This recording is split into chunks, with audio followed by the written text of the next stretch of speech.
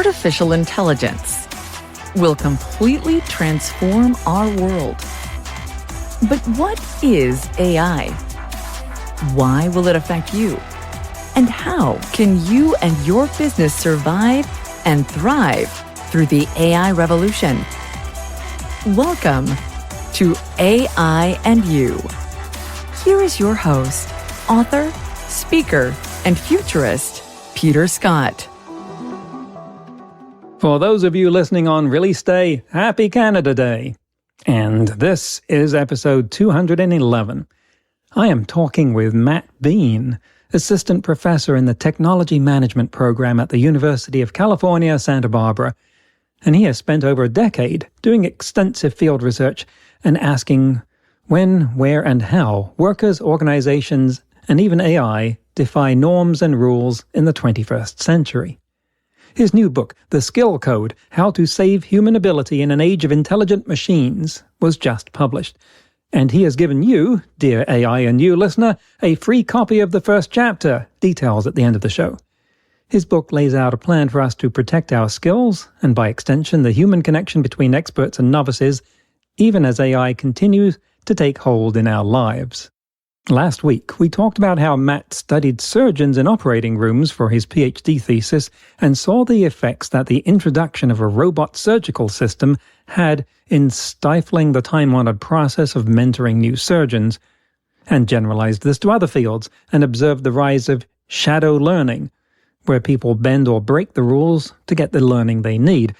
Obviously, this is copiously applicable to the field of the future of work in general. So let's get back to the interview with Matt Beane.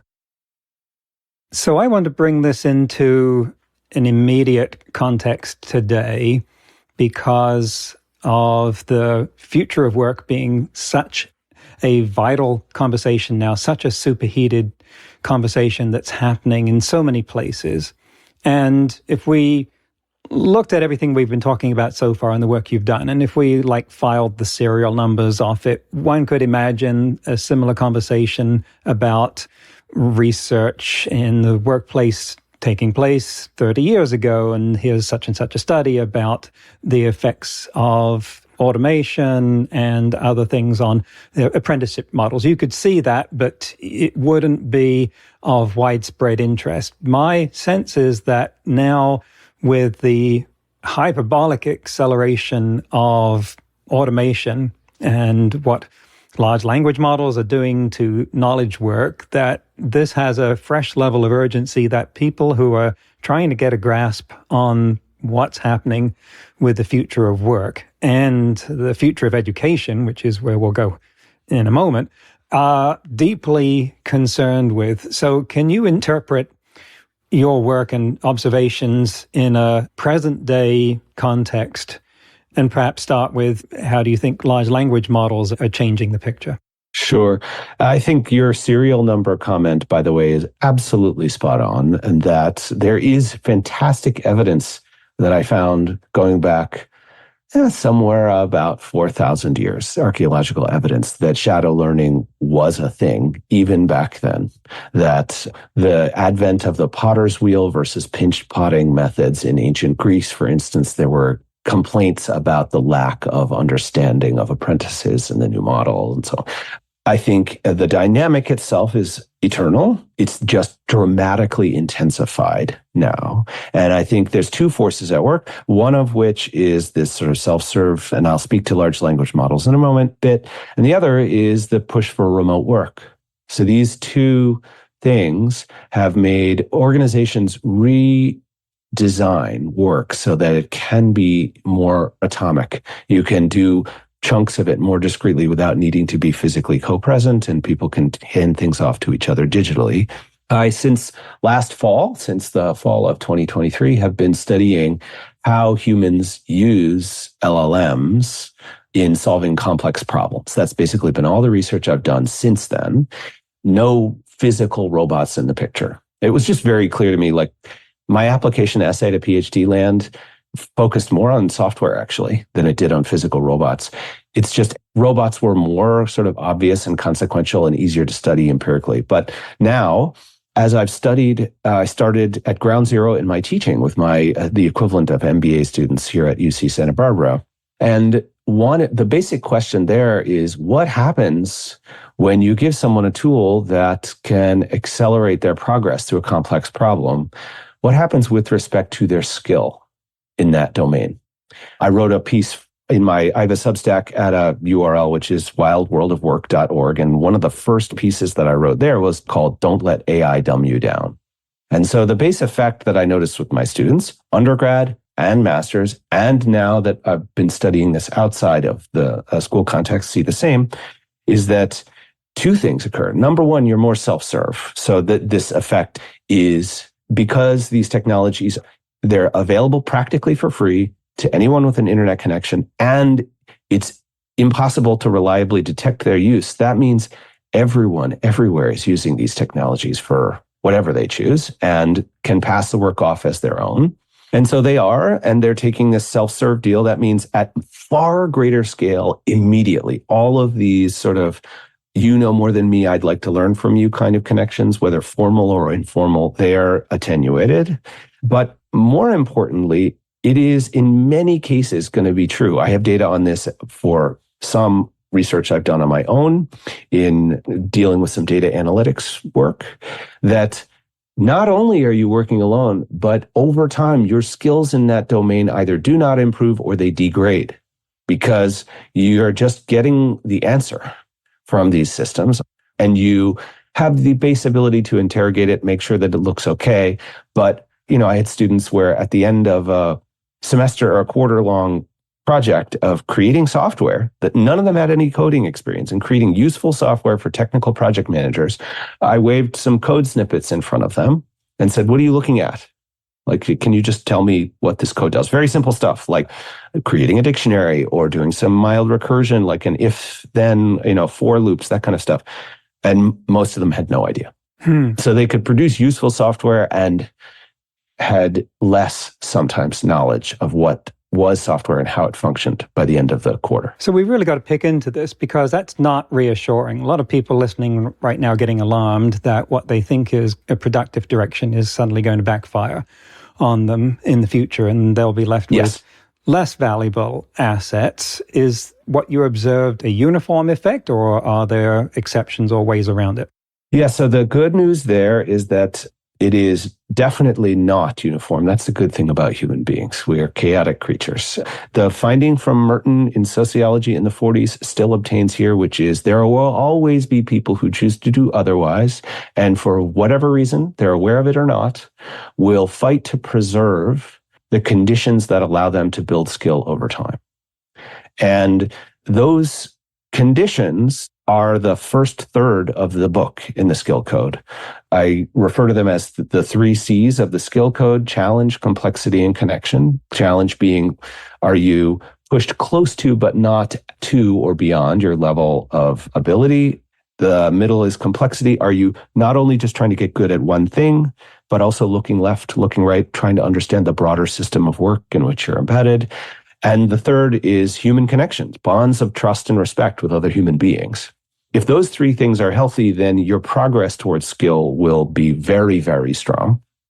And in all contexts I have seen, there's always somebody who manages to defend those 3 things and to get ahead. That's what I was seeing in surgery. That's what those shadow learners were fighting for. And so, yes, in the case of using LLMs to solve coding problems, we have it in the data because we have their chat transcripts. There are some people who pause and say, hang on, why is this problem important? Or can you explain to me about software development in general? Like if I was in a real company, how would I have arrived in this job or who would I be interacting with? Like they'll pause and just go very broad. This is the complexity bit of the 3 C's, trying to understand what is this thing I'm doing and why does that matter and how might I do it in the future? So they weren't just going for the straightest arrow solution to the problem. They were interrogating the situation, or they would break the process. I told them work alone. Well, some of them just chose not to. All right. They went and they found somebody else who knew a little more and said, don't tell me the answer, but I feel like I'm bashing my head against the wall. Can you give me a tip? So they were preserving their challenge while also building a bond with that software engineer who's like, sure, kid, I got you. I'll help you out. So anyway, that kind of instinct, whether they know what they're doing or not, is going to preserve those things. That's not enough. I should say, if a listener at this point were still worried, they'd be like, well, that's like every woman and man for themselves in this hostile environment for skill. And you'd be right. So we have ways that we can reconfigure the entire skill game, build technologies to accentuate and accelerate skill development that we're not really doing right now, and we must. Yes. So it cannot be every person for themselves. And there's some meta-learning skills evidencing themselves in what you're saying that I want to get to in a moment. But I want to first reconcile this with multiple studies that I've seen that measured the effect of employees in businesses using LLMs as part of their work, because they concluded in each case that it kind of pushed the normal curve, the normal distribution of ability towards the right. It didn't do much for the most competent people, but it made mediocre people good, and it made average people very good. And it squished them up there, which has got to be great news if you're an employer. That's exactly the sort of thing that you want. Does that square with what you've been saying? No. There is a subtle, and I'm an academic, so I think I'm entitled to be pedantic, but there is a subtle word choice involved in what you just said that is a mistake that many people make that is fatal in this department, which is you said using these systems nudges your ability upwards, right? That is not what's technically happening. Technically, what's happening is it nudges the quality of your output and the speed of that output upwards. Ability is a different thing. Right. But if I'm an employer, I care about the output. No, you shouldn't and don't. So yes, of course you do. This is why I was saying earlier, I'll take this deal. I'll give everybody LLMs because we're going to get better work much faster. And I would just say, for today, that is true. What's going to happen to your internal talent market and the progression of people towards greater skill and have healthy careers in the next 2 to 4 years? And if you just do the default, if you implement these technologies, people will produce better output. They'll feel happy in the short run, like, wow, I can do this in 1/100th the time it used to. So that's great. It's a saccharine boost. The organization gets an immediate productivity hit. If you're lucky, by the way, there are ways of implementing that are the equivalent of yelling fire in a crowded theater. But my findings are pretty uniform and unassailable in this regard, which is if you do that without thought, you will definitely be creating conditions where the next 2 to 5 years, your talent is going to struggle more to build skill. And in fact, you may actually degrade the capabilities of the people involved by Yes. Immediate hit is everyone moves up the distribution of quality output per unit time. That is not the same as capability development per unit time. So you're trading short-term output gains for long-term human capital development. Correct. Now, I want to tie this to learning because education right now is going through convulsions with respect to the effect of AI, in particular large language models, on their pedagogies. And I'm doing a lot of work in that respect with different institutions. They're trying to get a handle on how to integrate AI because they can't ignore it, but they're very much grappling with these issues that you have now surfaced very nakedly of how do we ensure that we're graduating students with the right skills.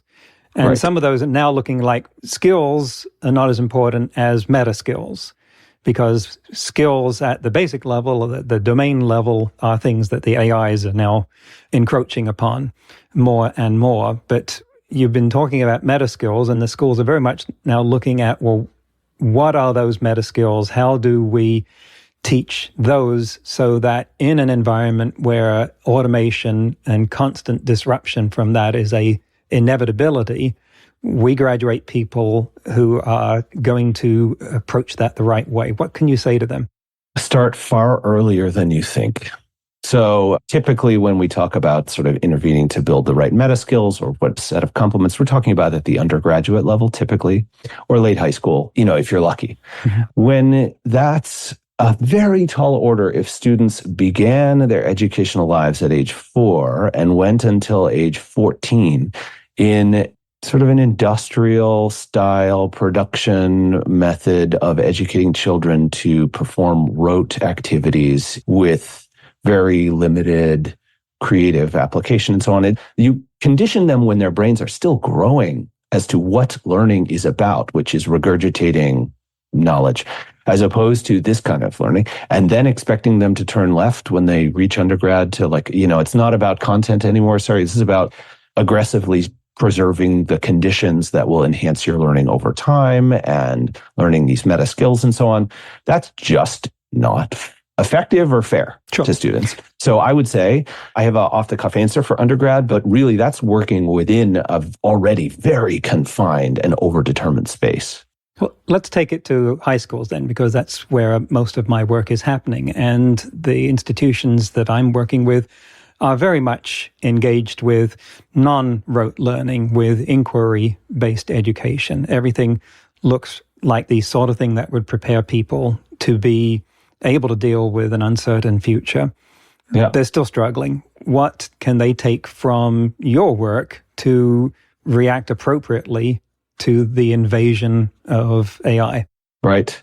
The invasion of AI is a funny turn of phrase. Again, this is the pedant in me coming out. But we're doing this to ourselves. Let's be very clear. There is no genie in the box. And in fact, what that means is that in those cases, the book itself, I did my very best in the front third of the book to present the conditions you would need to be in for each of those 3 C's. I have a 10-point checklist for each on what you would need to change about your environment, or a way to assess your learning environment to see how healthy is it with respect to skill development on these dimensions. It doesn't prescribe particulars. Each person in their context, in their school, for instance, is going to have to look at that context and say, okay, how are we doing on these 10-point checklists in this setting? And what should we change in order to preserve those things? And so that's the sort of meta answer. It's annoying because it's vague, but the intention with the book was I need to provide a way of viewing this problem that will be useful for anyone, anywhere, in any context.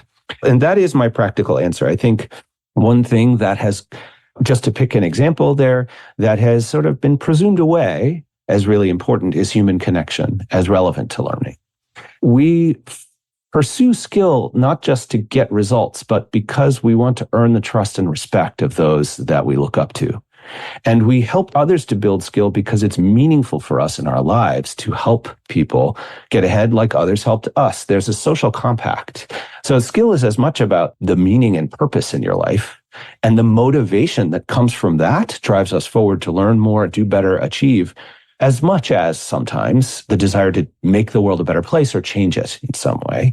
And so taking that very seriously in these kind of processes, you can't go back to let's all go to workshop education and we have 10 co-located people trying to build a thing together and you learn day in, day out. That's a luxury that few can afford now.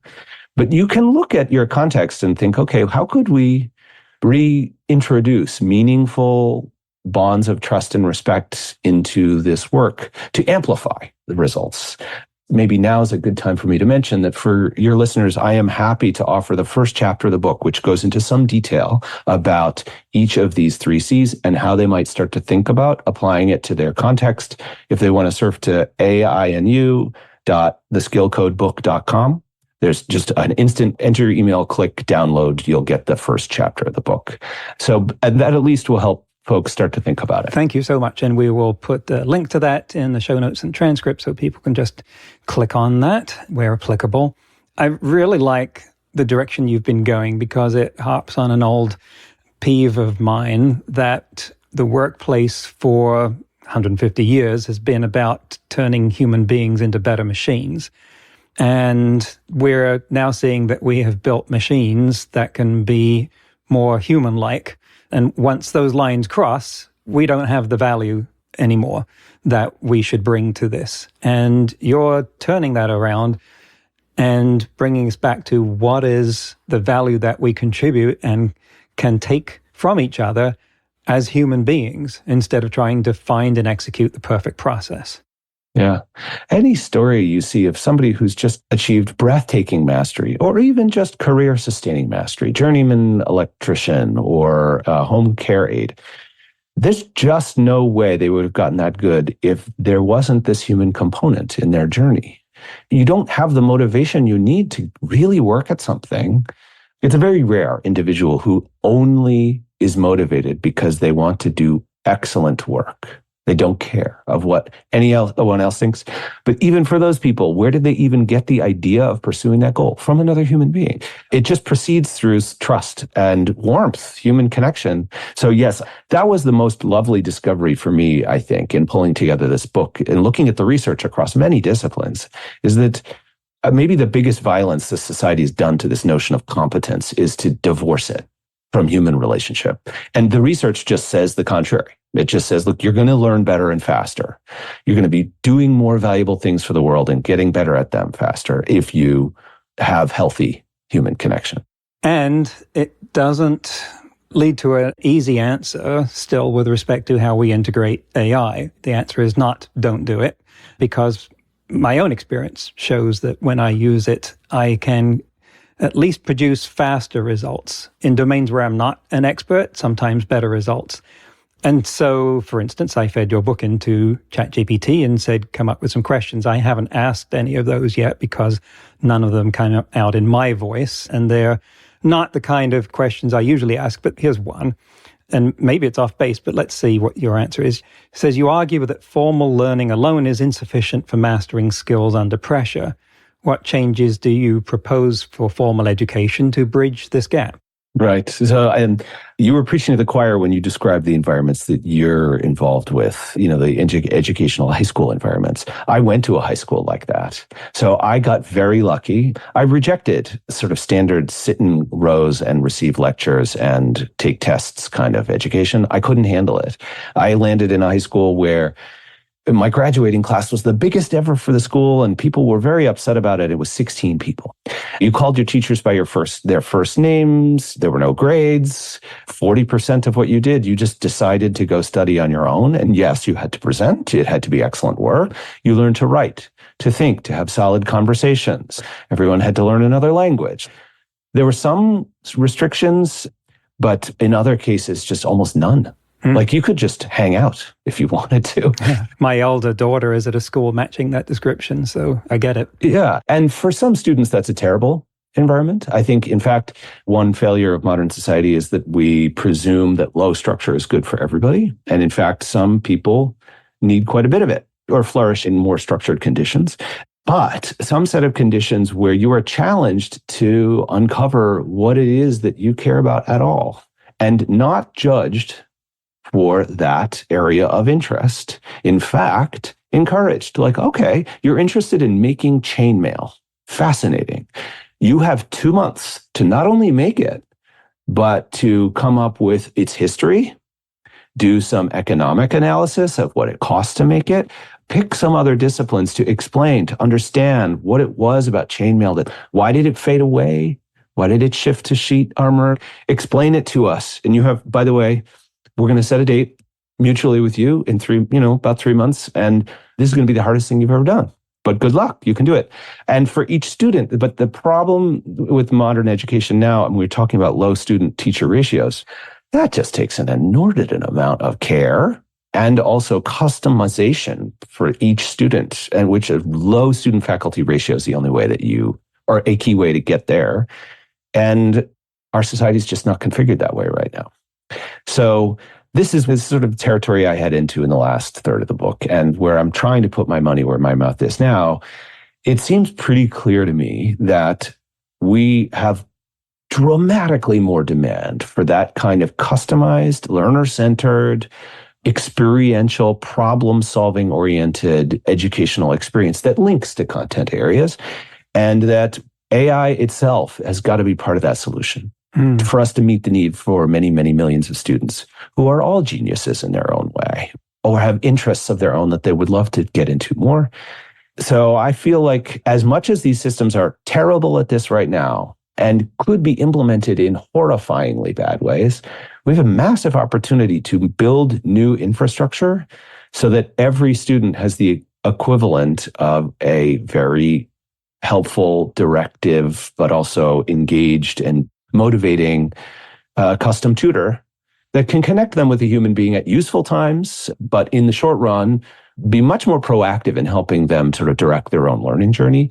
I think we have to work towards that. And the process will be messy and wasteful. I'm sure I'll contribute to those things, but we have to try. And I can imagine parents listening to this going, that is all great and that all makes sense. And how does this work when I want my kid to go to Ivy League or Pac-10 and they've got to have a certain grade point average to get there? Right. Is there a conflict there? Of course. Yeah. I'd be naive if I said not. What's going to not survive that conflict? Well, so it's not obvious to me that the top flight institutions in higher ed seem like they're sort of unassailable and not going anywhere. And so I'll probably always be, say, 5 to 10 institutions that people will burn their lives away trying to get into. And once you do actually buy your way into a privileged club. And it's not so much about the skills you develop while you're there as the network you have access to. The research is kind of clear on that. And so if you want to strive for that game, it can be worth it. The returns in general to higher ed for the average person, given the investment, are diminishing in contrast to practical, directive, problem-solving orientation to learning and work. I can give a great instance of this. There's a place in Massachusetts called Olin College, which is a sort of practical engineering school. The word on the street in the robotics community in the greater Boston area is if you want to design a new robot, fine, go to MIT. But if you want to build robots, make money, and have a reliable production process and get them to work, go to Olin. Because these people don't spend nearly as much time learning formal stuff like concepts and materials. They put them to work right away on complicated projects that have real world consequences and throw them into the deep end, basically. It's all practical. It's all problem solving. And it seems to me like there's this massive room and upside for many, maybe even most kids growing up. They shouldn't land at a place like Princeton or Harvard or any of these Ivy League institutions. It would really ruin their lives to try. When in fact, if they entered one of these kind of more practical, self-directed programs that mandated that students do something of value for the world through their work in some way, many people who suffer now feeling judged or like failures for not getting into Princeton, or even if they do, I mean, how many people that come out of places like that have skills that actually improve the world? I just think we'd all be much better off and I think the calculus is tipping in this direction. I know a lot more people who are now thinking that maybe the healthier, better option for their kids is a trade school, is a more practical program, or nothing beyond high school at all. I like the direction this is going in, and clearly one could extend this conversation into an entire symposium. But as far as our interview goes, I want to ask one more question of consequence before we wrap up here, which is that these discussions about the performance and competence and learning of employees in a workplace at least appear to have landed on the characterizing the lower levels of the workforce. I mean, that seems implicit in what we've talked about. And I want to push it in the other direction and say, how do these effects change if we were going all the way up to the C-suite in terms of what matters to their performance and way of working? Yeah, so I'm excited about this next chapter for me now that the book is coming out in terms of my ability to really engage in that space more directly. So I have some experience there, and I would say it seems pretty clear that there and in a few other places like creative occupations where your next unit of output has to be something the world has never seen before yet finds immensely valuable. The premium there is new ways of interpreting reality that allow for better quality outcomes, a new business model, a new strategy for an organization, a new way of engaging with the human capital you have that seems obvious in retrospect, but takes a lot of work to sort of find that new view. And so it's really creative work, ultimately. The setting of strategy for an organization and leading it, inspiring people to follow, takes this constant effort to sort of step outside your prior perspective and get motivated to yourself to set a new path. And there, I don't think we have any research. But there is massive potential for AI as an assistive tool for executives to provoke connections amongst themselves. So not just go alone to your digital ivory tower and get new ideas. I think there is great potential there. You can sort of say, here's my last month's worth of emails or Slacks or what have you. What assumptions am I making about reality that I could break here? Gemini 1.5 will do a great job on that, right? Or here's the audio recordings of the last 10 calls I've led with our customers. Like, what paradigm could we break so that I could be much more valuable to them? What 10x can I pull off that I'm just not seeing? You will get an answer. So that's amazing. Also, though, you could use these tools to be like, who else is out there that might be in a strange way valuable for me to connect with to provoke new thinking? Now, the answer there wouldn't always be another executive in a different industry. That's a cute and sort of useful answer. But it could be, why don't you go meet someone who's a skateboarder in a local skate park? Because reasons. Like, the one thing that these systems are very good at, and they're unreliable on it, but even if they do it once, it's very useful, is to make associative leaps that are faster and in more diverse ways than humans are typically used to doing it. So I think there's massive untapped potential on broadening our cognitive lens on what's valuable, useful, achievable. This is going to happen in science very concretely. Like, we're seeing wonderful gains in science because there's innovation both on the methods, but also like, what is my next research question?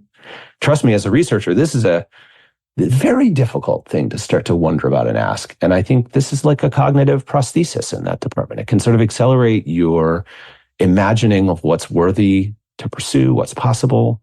So for executives, I think, aside from managing this talent sort of skills earthquake that we've been describing for most of our time together, which I think is an existential problem and will require discipline and focus and so on, but sort of imagining better futures or alternative paths, we haven't studied that yet. I think that's really exciting. I guarantee there are executives out there that are doing this now. And that is a skill, is a set of skills around things like scenario planning is the very proximate version of that. Like, how could I do better scenario planning for how to handle that? You can use these tools themselves to do that, and in a way that builds your capability to do it independently yourself. Mm-hmm. Anyway, I expect we will see research in all these areas come soon. It's just too soon. Agreed. Fantastic. Matt Beane, thank you so much. We are charging into a future here that I think we were largely unaware of just how unlit the territory ahead was, and you have both made us aware of that and shone a light into some of that darkness for us. And I thank you so much for that. There is little to do at the moment more important than this work on the future of work and the future of learning. The book is The Skill Code, How to Save Human Ability in an Age of Intelligent Machines. And can you tell our listeners where they can get that and find out more about what you're doing? Absolutely. So theskillcodebook.com is the website. And in fact, the first stop probably, if you want that free chapter, is ainu.theskillcodebook.com. That will get you the chapter, but also has a link to that website. There you can pre-order the book through whatever retailer you so choose. And also there's a link to my Substack, which is complementary to the book. I don't regurgitate what's in the book. I have been writing a couple times a month on average about topics related to the book. So that Don't Let AI Dumb You Down post is in there, and there are numerous others. I'd recommend that. So that's probably just that one URL. Theskillcodebook.com will get you where you need to go. Oh, fantastic. Thank you so much, Matt, for coming on AI&U. Not at all. My pleasure. That's the end of the interview. This is really fascinating stuff, and disturbing, I think, because it exposes a dynamic of how AI is disrupting the way in which people learn important skills, where the players causing that disruption really don't have an incentive to undo that damage, even though they're the ones that will eventually suffer the damage of it. There's a competitive effect there, a systems thinking kind of analysis that creates a race to the bottom that I think calls for government intervention of some kind to fix.